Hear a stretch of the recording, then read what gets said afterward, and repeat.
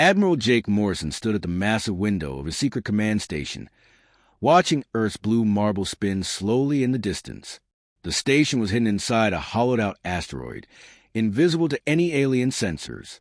For 200 years, humanity had kept this secret. Today, that secret would be tested. "Admiral, we're getting reports from all sectors," said Dr. Lisa Carter, walking up behind him with a data pad in her hands. Her voice was calm, but Jake could see the tension in her eyes. "The Zephyrians have taken another 3 systems. They're moving faster than we expected." Jake nodded slowly. The Zephyrian Empire had been expanding across the galaxy for months now, crushing every military force that stood against them. Their ships had energy shields that made them almost impossible to destroy. Their weapons could punch through any known armor. Every species in the Galactic Federation was terrified. Every species except humans. "What's the latest from Ambassador Brooks?" Jake asked. "She's played her part perfectly," Lisa replied. "The Galactic Council thinks we're helpless. They've agreed to classify Earth as a protected zone. As far as they know, we barely have space travel."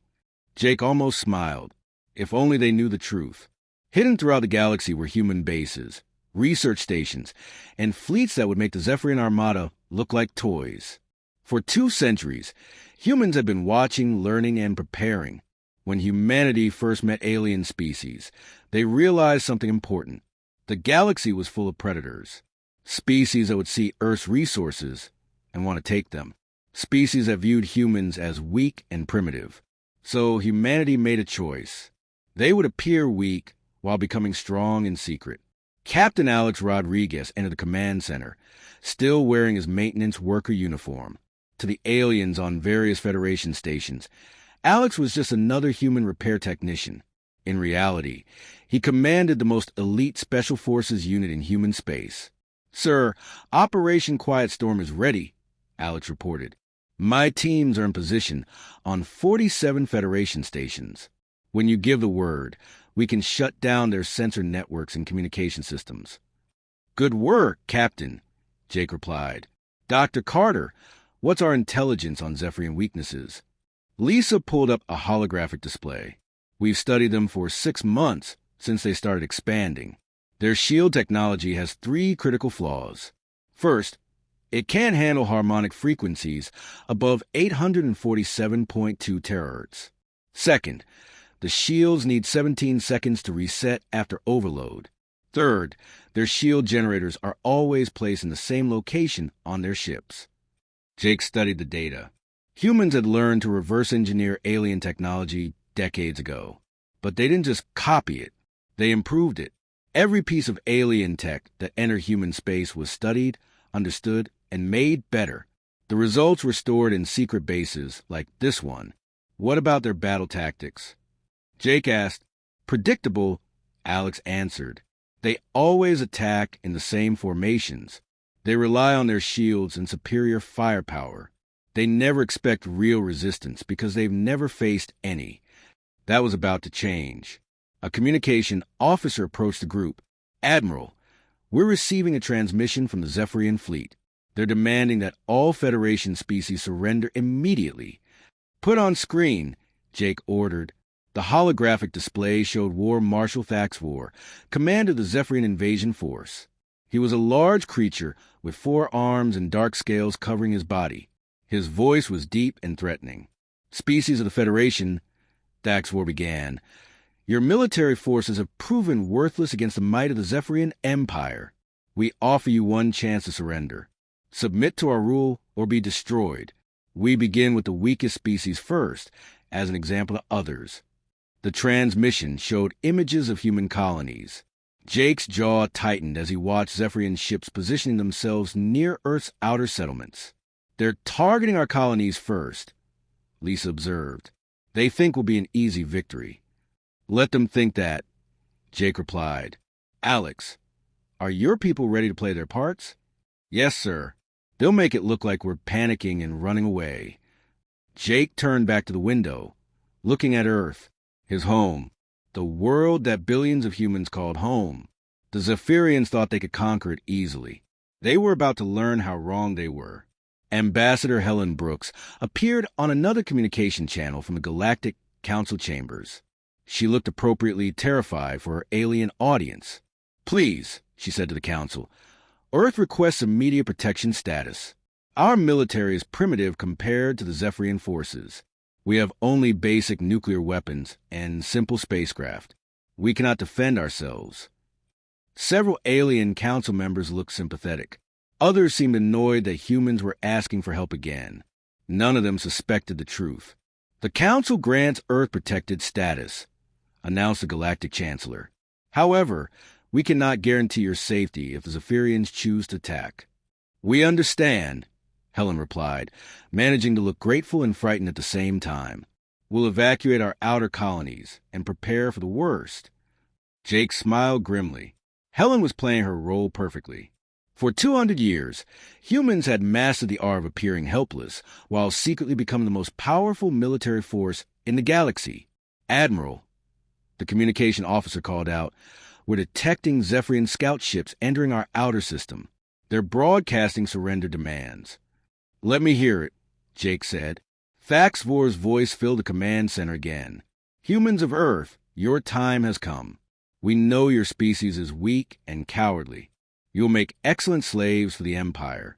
Surrender now, and we will allow some of you to live." Jake walked over to the communication console. For a moment, he considered responding, but not yet. Let them come closer. Let them think they had already won. "Sir," Lisa said quietly, "are you sure about this plan? Once we reveal our true strength, there's no going back.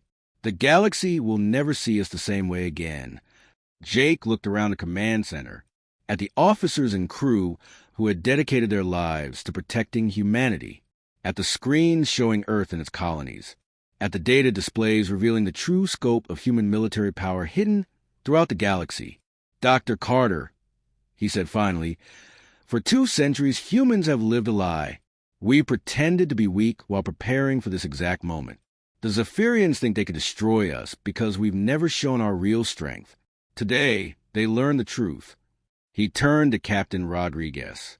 "Alex, begin Phase 1. Make it look like we're evacuating in panic. But get our people to safety first." "Yes, sir." "And Alex," Jake added, "make sure your teams are ready. When the Zephyrians commit their full fleet, I want every alien sensor and communication array in 50 systems to go dark simultaneously." As the orders went out, Jake watched the first Zephyrian ships appearing on long-range sensors. 800 warships, including their massive flagship, an invasion force that had never known defeat. They were about to meet a species that had spent 2 centuries preparing for exactly this moment. The galaxy was about to learn that sometimes the most dangerous enemy is the one you never see coming. The deception was almost over. Soon, humanity would show its true face to the stars. The Zephyrian invasion fleet moved through space like a wall of death. 800 warships in perfect formation, their dark hulls gleaming under distant stars. War Marshal Thaxvor stood on the bridge of his flagship, the Void Crusher, watching the tactical display with satisfaction. "How long until we reach the human homeworld?" he asked his navigation officer. 12 hours, War Marshal. The humans are already fleeing their outer colonies." Thaxvor clicked his mandibles together in what passed for laughter among his species. "Of course they are. Cowards always run when faced with superior force." On the screen, he watched human civilian ships leaving their mining stations and research outposts. The vessels looked old and slow, barely capable of interstellar travel.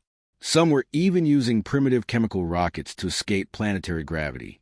"Sir," his intelligence officer reported, "we've intercepted more human military communications.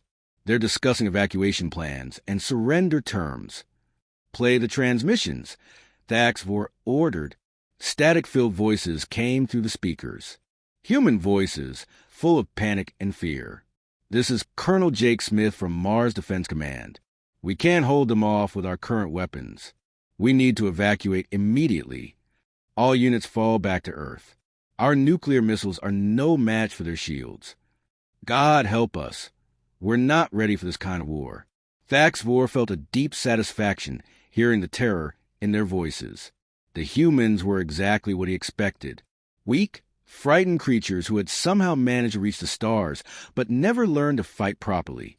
Meanwhile, in a hidden bunker on Mars, the real Colonel Jake Smith smiled as he finished recording another fake transmission. Captain Alex Rodriguez sat across from him, reviewing the list of Zephyrian ships that had intercepted their false communications. "They're taking the bait perfectly," Alex said. "Every fake message we send makes them more confident." "Good," Jake replied. "The more confident they get, the less careful they'll be." Alex stood up and checked his equipment. "My teams are ready across all the Federation stations. Dr. Jensen's new jamming technology is installed and tested. When Admiral Morrison gives the signal, we can blind every Zephyrian sensor in 50 star systems." Dr. Carl Jensen had spent 3 years developing the jamming devices. They looked exactly like standard Federation communication relays, but they could overload alien sensor arrays with single pulse. The Zephyrians had no idea that their invasion fleet was being guided by false information. On Earth, Ambassador Helen Brooks continued her performance at the Galactic Council emergency session. She sat at the human delegation table, looking small and frightened compared to the massive alien representatives around her. "Please," she said, her voice trembling convincingly. "Isn't there anything the Federation can do? Our people are defenseless. We've never fought a real war before." The Galactic Chancellor, a tall creature with blue skin and 6 eyes, looked down at her with what might have been pity. "Ambassador Brooks, the Zephyrian fleet is too powerful. We've lost 12 systems to them already. Our own military forces are barely holding the line." "But surely someone can help us," Helen pleaded. "We're willing to share our trade routes, our research, anything." Several alien delegates exchanged glances. The humans were offering their most valuable assets in exchange for protection they couldn't provide anyway. It was almost sad to watch. What they didn't know was that Helen had already memorized every detail of their military deployments, their weapon specifications, and their battle plans. Human intelligence had been gathering this information for decades, and now it was all stored in secure databases throughout human space. Lieutenant Sam Davis watched the Zephyrian fleet approaching from his position aboard the hidden observation station Watchtower 7. The station was built inside a small asteroid, completely invisible to alien sensors. Sam had been monitoring enemy communications for 6 hours, and what he heard worried him. "Commander Stone," he called his superior, "the Zephyrians are talking about making examples of human prisoners. They plan to broadcast the executions to other Federation worlds."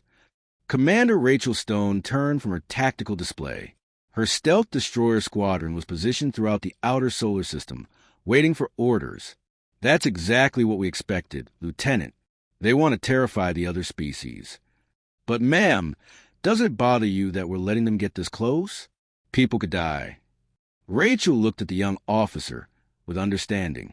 "Sam, I know this is hard, but Admiral Morrison has evacuation ships positioned near every human colony. The civilians will be safe. And once we spring our trap, the Zephyrians will never threaten anyone again." Sam nodded, but he still felt uncomfortable with the deception. It seemed wrong to let the enemy believe they were winning, when humans had the power to stop them at any time. Back on the Zephyrian flagship, Thaxvor received a new intelligence report. "War Marshal, our scouts have reached the human outer colonies. The settlements are mostly empty, but we found some interesting information." "What kind of information?" "Their military bases are equipped with ancient fusion reactors and primitive missile systems. Our shields can probably stop their weapons without even activating full power." Thaxvor studied the data. The human military technology looked like something his people had used centuries ago. Their ships were slow, their weapons were weak, and their defenses were almost non-existent. "This will be even easier than I thought," he said. "Signal the fleet. Increase speed to maximum. I want to reach Earth before the humans can organize any kind of resistance." What Thaxvor didn't realize was that the intelligence his scouts had gathered came from carefully prepared dummy bases. Every piece of equipment they had found was deliberately placed there to convince the Zephyrians that humans were helpless. The real human military bases were hidden much deeper, protected by technology that made them completely invisible to alien sensors. Admiral Morrison's true fleet waited in dimensional pockets, ready to emerge at exactly the right moment. Dr. Lisa Carter monitored the deception from her command center. Screens around her showed Zephyrian ship movements, intercepted communications, and fake human transmissions. Everything was going according to plan. Admiral Morrison to all stations came the voice over the secure channel. The enemy fleet will reach Earth's orbit in 6 hours. Phase 2 is now active. All units maintain cover until my direct order. Lisa smiled grimly. Phase 2 meant that human ships throughout the galaxy were moving into final positions. Stealth destroyers were surrounding Zephyrian supply bases. Strike cruisers were targeting their communication relays. And the main battle fleet was preparing to emerge from hiding. The Zephyrians thought they were hunting helpless prey. Instead, they were walking into the most sophisticated military trap in galactic history. Captain Rodriguez sent final confirmation to his teams. All maintenance core units, report status. One by one, voices checked in from Federation stations across known space. Station Alpha 7 ready. Outpost Delta 3 in position. Base Gamma 9 standing by. 47 different locations, all with human maintenance workers, who were actually Special Forces soldiers. When the time came, they would simultaneously disable alien sensor networks and communication systems, leaving the Zephyrians blind and deaf. As Thaxvor's fleet crossed Neptune's orbit, he opened a channel to broadcast his final ultimatum. Humans of Earth, this is War Marshal Thaxvor of the Zephyrian Empire. You have 1 hour to surrender unconditionally. If you refuse, we will destroy your cities and enslave your population. Choose wisely. In his hidden command center, Admiral Morrison listened to the ultimatum with calm satisfaction. Everything was proceeding exactly as planned. The Zephyrians had committed their entire invasion fleet to attacking what they believed was a defenseless world. They had no idea they were about to face the most powerful military force in the galaxy. All stations, Morrison said into his communicator, prepare for Operation Prometheus Unbound. The galaxy is about to learn what humans are really capable of. War Marshal Thaxvor stood on the bridge of his flagship as Earth grew larger on the main screen. The blue and green planet looked peaceful and defenseless. Around him, his officers prepared for what they expected to be the easiest victory in Zephyrian history. All ships report ready for orbital bombardment, his weapons officer announced. Excellent, Thaxvor replied. Begin the attack sequence. Target their major cities first. I want the other Federation species to see what happens to those who resist the Empire. At that moment, a communication came through from Earth. A human voice, calm and steady. Zephyrian Fleet, this is Admiral Jake Morrison of Earth Defense Command. You have entered our space uninvited. Leave now, and no harm will come to you. Thaxvor and his officers burst into laughter. The human actually thought he could threaten them. Human Admiral, Thaxvor replied, I have 800 warships. Your planet has nothing but primitive weapons. Surrender now or watch your cities burn. There was a pause. Then Admiral Morrison's voice came back, and something in his tone made Thaxvor stop laughing. Surrender? Morrison said quietly. No, Marshal, but we accept yours. Suddenly, space around the Zephyrian fleet began to shimmer and twist. What had appeared to be empty space revealed itself to be filled with ships. Hundreds of them. Human ships that had been invisible just seconds before. Thaxvor stared in shock as the holographic display updated. Where his sensors had shown nothing, there were now massive human warships. Sleek destroyers appeared behind his fleet. Enormous battleships materialized above and below. And directly in front of his flagship, a human dreadnought twice the size of his own ship, decloaked with weapons already charging. Impossible, he whispered. Our sensors detected nothing. Sir, his science officer called out in panic, their stealth technology is beyond anything we've ever seen. They could have ships anywhere. Admiral Morrison's voice filled the Zephyrian communication channels. Attention all Zephyrian vessels. You are completely surrounded. Your weapons are targeted. Your shields are mapped, and your escape routes are blocked. This is your only chance to surrender. Faxvor's tactical officer was frantically checking his displays. War Marshal, I count over 600 human ships. They appeared from nowhere. How is this possible? On the human flagship Liberty's Edge, Admiral Morrison watched the Zephyrian fleet's confused attempts to reorganize. Dr. Lisa Carter stood beside him, monitoring alien communications. They're in complete chaos, she reported. Half their ships are trying to form defensive positions. The other half are attempting to retreat. Their commanders can't agree on what to do. Let's help them make up their minds, Morrison replied. Commander Stone, begin the demonstration. Commander Rachel Stone smiled as she gave orders to her stealth destroyer squadron. All silent death units. Target their shield generators. Show them what our weapons can do. The human destroyers opened fire with weapons the Zephyrians had never seen before. Instead of energy beams or projectiles, the human ships fired pulses of harmonic energy. When these pulses hit the Zephyrian shields, something unexpected happened. The shields began to vibrate. Then they flickered. Then they failed completely. Dr. Carl Jensen's research had paid off perfectly. The harmonic frequencies he had discovered could overload any Zephyrian shield system in seconds. Shields down on targets Alpha through Delta, Commander Stone reported.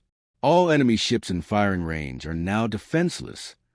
Faxvor watched in horror as his most advanced warships lost their primary defense system. How are they doing this?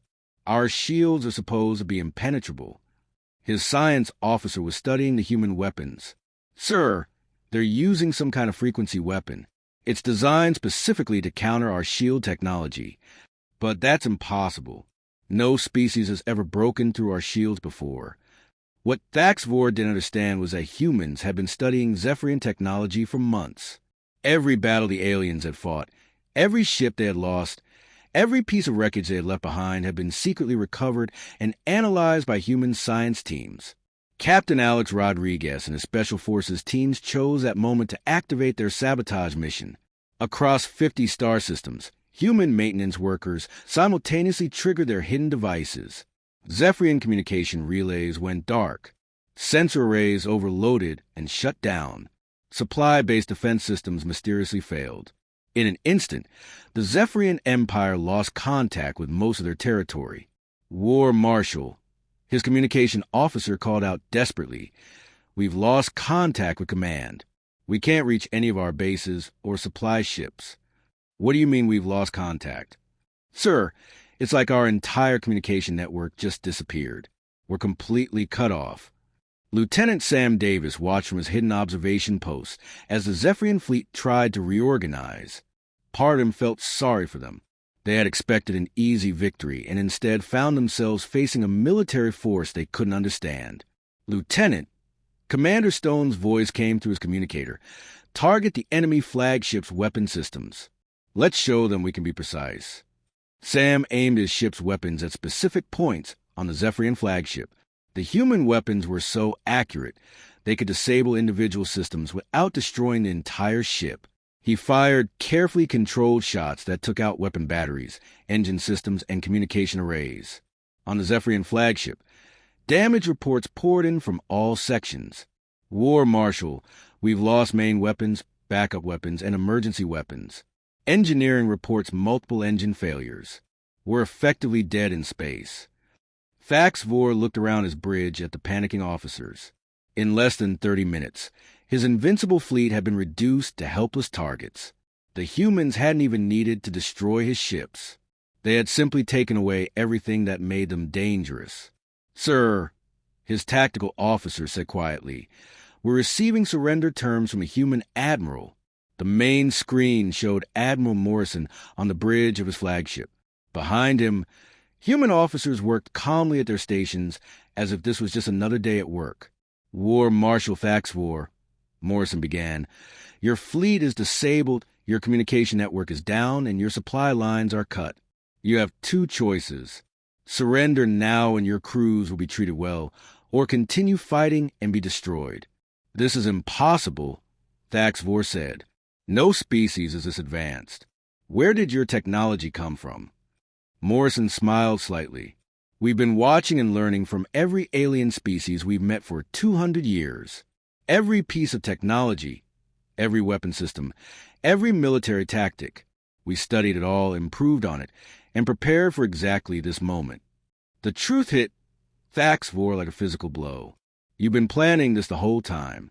While we thought you were weak, you were preparing for war. Not preparing for war, Morrison corrected. Preparing to end wars. The galaxy will know peace, Marshall, but it will be peace on our terms. Dr. Carter stepped forward with a data pad. Crack planets. Ships using technology that seemed to bend the laws of physics. Faxvor realized that his species had not just lost a battle. They had encountered a civilization so far beyond their own that resistance was meaningless.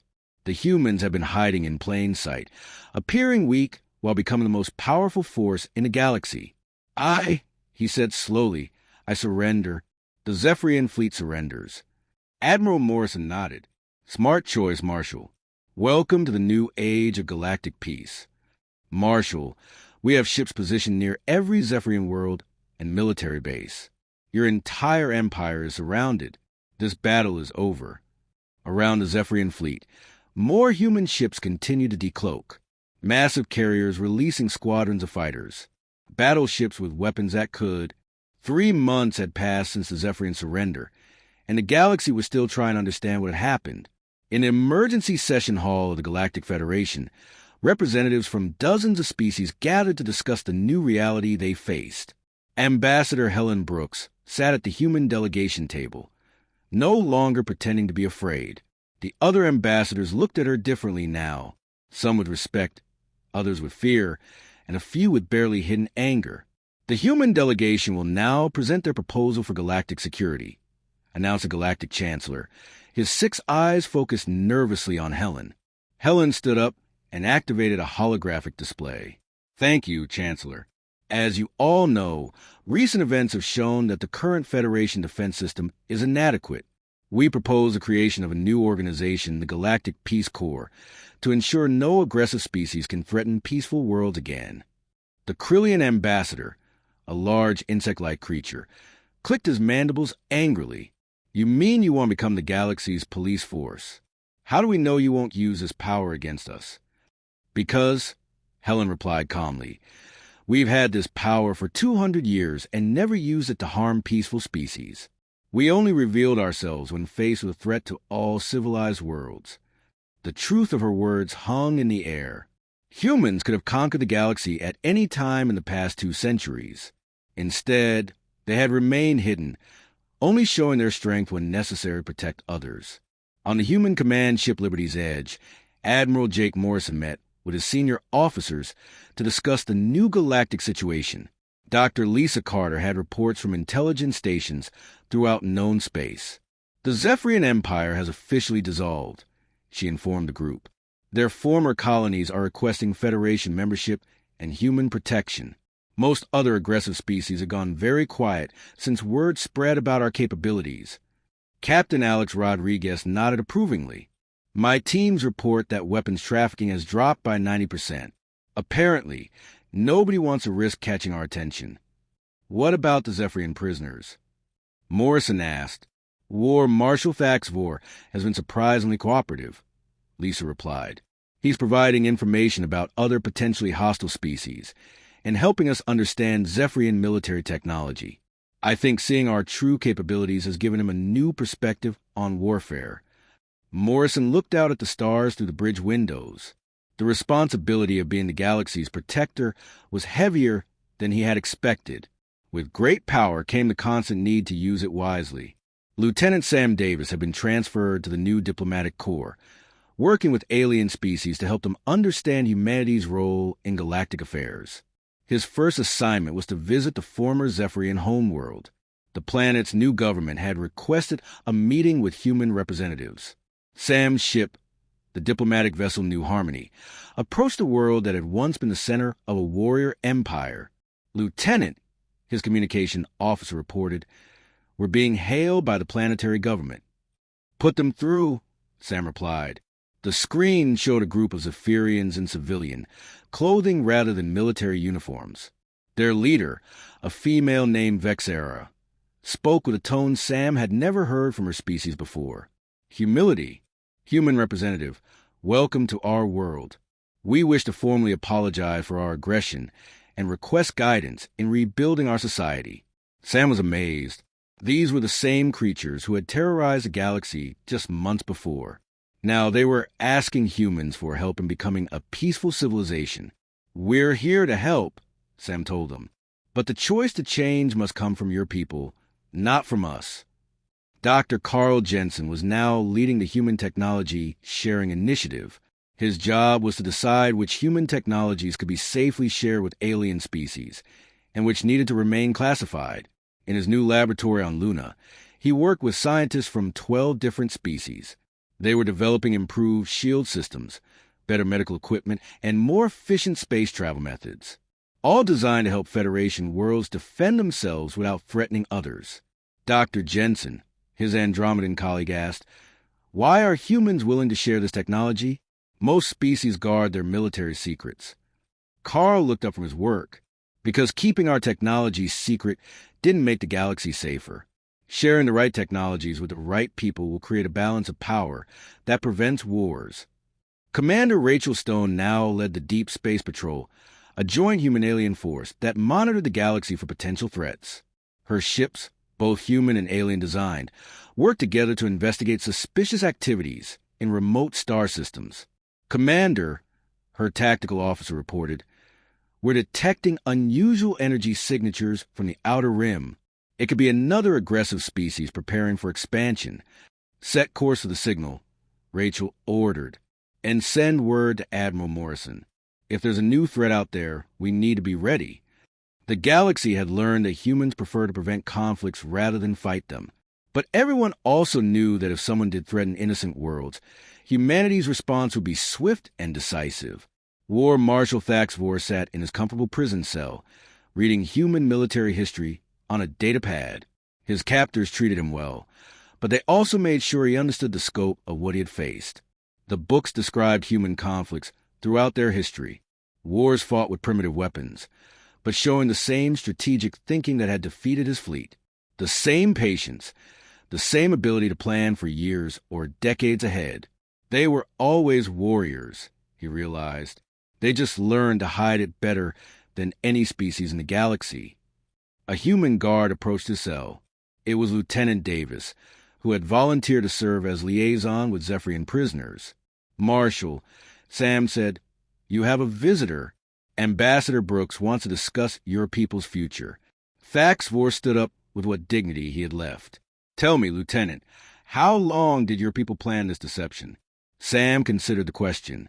"Since the day we met our first alien species, we knew the galaxy was dangerous. We decided to be ready for anything while hoping we'd never need to use that readiness.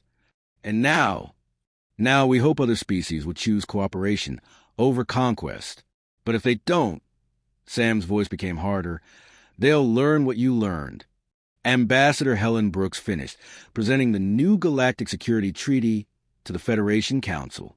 The treaty established human-led peacekeeping forces throughout Federation space, while guaranteeing the independence of all member worlds. "The vote is unanimous," announced the Chancellor. "The treaty is approved." As Helen sat down, she reflected on how much had changed. 3 months ago, the galaxy saw humans as helpful but weak allies. Now they were recognized as a dominant military power, but also as protectors rather than conquerors. Admiral Morrison received the news of the treaty's approval while standing in his command center. Around him, screens showed the positions of human fleets. Strength. They were showing other species that it was possible to be both powerful and peaceful. The galaxy had indeed fallen silent after humanity revealed its true strength. But it wasn't a silence of fear or death. It was a silence of peace, maintained by a species that had learned to speak softly while carrying the biggest stick in known space. As Admiral Morrison looked out at the stars, he knew that humanity's greatest victory wasn't defeating the Zephyrian Empire.